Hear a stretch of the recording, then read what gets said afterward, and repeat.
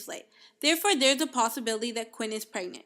Periods occur due to the fact that the thickened uterus lining is being shed, which was developed during the time in between the menstruation cycle for ovulation. Pregnancy is the time in which an offspring, embryo, or fetus is developing inside the woman. Or there's a chance that she has polycystic ovary disease, in which a lady has a hormonal imbalance or an ovarian abnormality.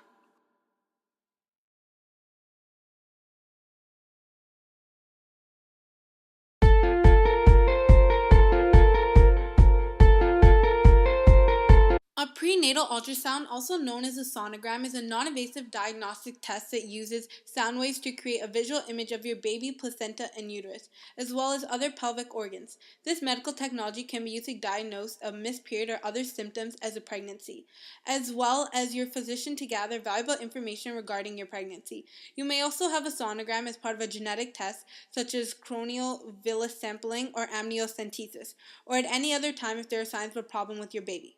During the test, an ultrasound technician, sonographer, transmits high-frequency sound waves through your uterus that bounce off your internal organs. A computer then translates the echoing sounds into video images that can reveal a fetus and later your baby's shape, position, and movements. Ultrasound scans are usually done through the abdomen, but they may also be done through the vagina. For a transabdominal scan, a cool gel is rubbed over your belly to improve the sound conduction. Then the sonographer slides the transducer back and forth over your stomach to transmit sound waves. The transducer is a probe that converts energy as the computer translates the resulting echoes into a picture on a video monitor. The technician constantly takes pictures from different angles of your pelvis for a doctor to review. In a transvaginal ultrasound, the doctor will cover the ultrasound with a condom and lubricating gel, and then insert the wand into your vagina. Once the wand is inside of you, sound waves bounce off your internal organs and transmit pictures of the inside of your pelvis onto a monitor. The technician or doctor will slowly move the wand around while it's still inside your body. This provides a comprehensive picture of your organs and the fetus. There is no evidence that ultrasounds harm developing babies or that there's an effect from having multiple scans, as ultrasounds don't involve radiation like x-rays do. Though experts caution against unnecessary ultrasounds, saying that there are no known effects, but ultrasounds are a form of energy and can still have effects not yet known. So if you need an ultrasound, there's no harm in getting one, just don't take unnecessary ones. Some businesses have started promoting the use of fetal ultrasound machines for non-medical reasons. Non-medical fetal ultrasounds, also known as keepsake ultrasounds, are defined as ultrasounds to view, take a picture, or determine the sex of a fetus without a medical indication. There's a dual obligation to the pregnant woman and to the fetus. Testing allows treatment for the fetus, but more often can be beneficial to the pregnant woman.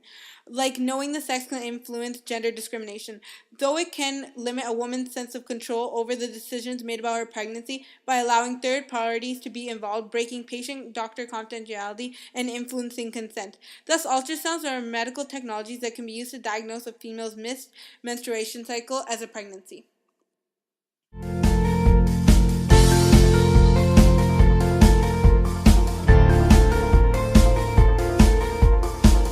Prenatal screening tests are a set of procedures performed during pregnancy to determine the health and conditions of the unborn fetus, like birth defects and genetic diseases. Amniocentesis is one of the tests that can be performed. Amniocentesis is performed to determine whether the baby has certain genetic disorders, lung maturity, or chromosomal abnormalities such as Down syndrome. Down syndrome is an error in cell development, 47 chromosomes rather than 46, and the extra gene material slightly changes the orderly development of the body and brain. This prenatal screen test is used to gather information about the baby's health through the amniotic fluid. This is the fluid that surrounds the baby in the uterus during pregnancy. The amniotic fluid contains cells that are shed from the fetus.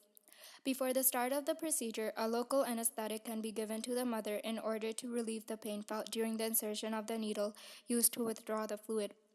Then a needle is inserted through the mother's abdominal wall, through the wall of the uterus, and finally into the amniotic sac. With the aid of the ultrasound, a physician punctures the sac in an area away from the fetus and extracts approximately 20 milliliters of the amniotic fluid. If used for prenatal genetic diagnosis, fetal cells are separated from the extracted sample. The cells are grown in a culture medium, then fixed and stained. Under a microscope, the chromosomes are examined for abnormalities. Although risks related to amniocentesis are uncommon, there is still a really little chance of having complications after the test. Some complications that may occur are preterm labor and delivery, respiratory distress, which is shortness of breath, chorioamnionitis, which is inflammation of the fetal membranes due to bacterial infection, and rhesus disease, which is a type of disease of the newborn. Amniocentesis is prohibited in many parts of the world because this test cannot be performed to detect the gender of the baby. So, to reduce gender discrimination, this test cannot be performed. Thus, amniocentesis can be performed to diagnose genetic disorders of a fetus in a pregnant woman.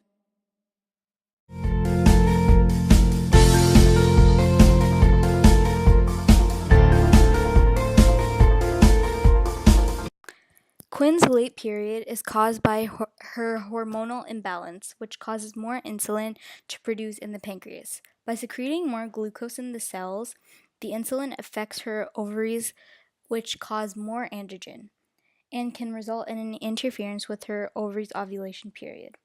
The pelvic laparoscope is a long, thin tube which attaches to a high-intensity resolution camera that will capture photos of the body with its high-intensity light.